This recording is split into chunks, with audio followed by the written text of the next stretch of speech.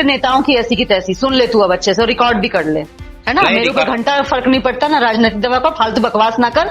तेरे बाप ने तुझे एक जूता मारा होगा, तू आएगा मेरे सामने 2 जूते मैं मारूंगी तुझे। ये ऑडियो रीवा में वायरल है। इस ऑडियो में कथा कथित तौर पर रीवा चाक घाट के थाना प्रभारी उषा सिंह सोमवंशी का है, जिसमें उन्होंने एक व्यक्ति को जूते मारने की धमकी देते हुए नजर आई है।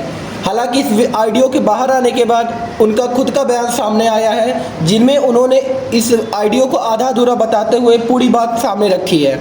मेरे बारे में जो मीडिया में, सोशल मीडिया में वीडियो वायरल हो रहा है, ऑडियो वायरल हो रहा है, मैं उसका खंडन करती हूँ। ऐसी कोई बात नहीं है। उन्होंने उसको काट छांट करके गलत तरीके से पेश किया है।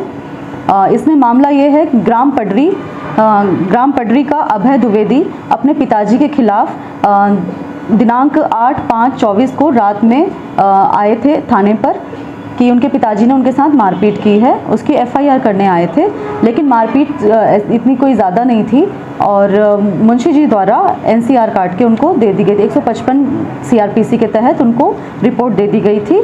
और आपस में जब पता किया गांव में, दोनों भाइयों का आपस में कूलर में पानी डालने के विवाद के ऊपर से इनका विवाद हुआ था। इनके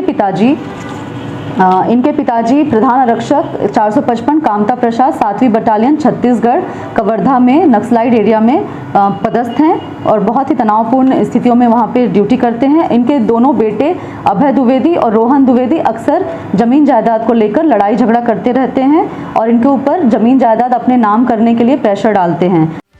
इस मामले में फरियादी का अलग ही आरोप है। फरियादी अभय द्विवेदी की माने तो पुलिस ने उसके साथ बदसलूकी की और मारपीट का एफआईआर दर्ज नहीं किया।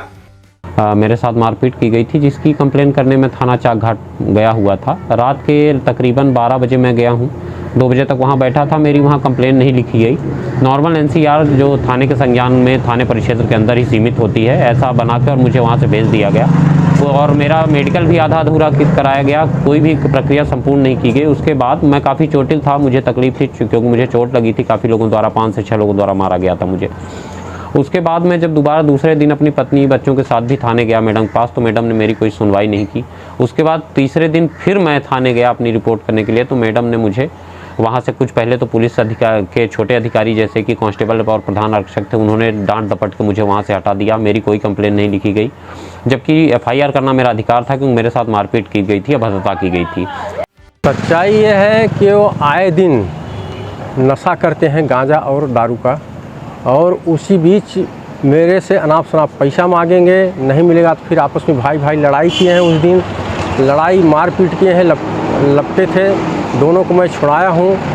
तो उसके बीच बचाव में जो है हम लोगों को भी अपशब्दों का प्रयोग किए हैं, और उल्टा जो है हम लोगों के हमारे घर परिवार, हम अकेला पड़ जाता हूँ तो मैं नहीं उनको संभाल पाता हूँ, तो यदि मेरा भाई परिवार भी सपोर्ट करता है तो उनको भी फंसाने के लिए यहाँ रिपोर्ट करते हैं, जो कि हमारे घर परिवार सभी निर्दोष हैं। सारी गलतियाँ इनकी है।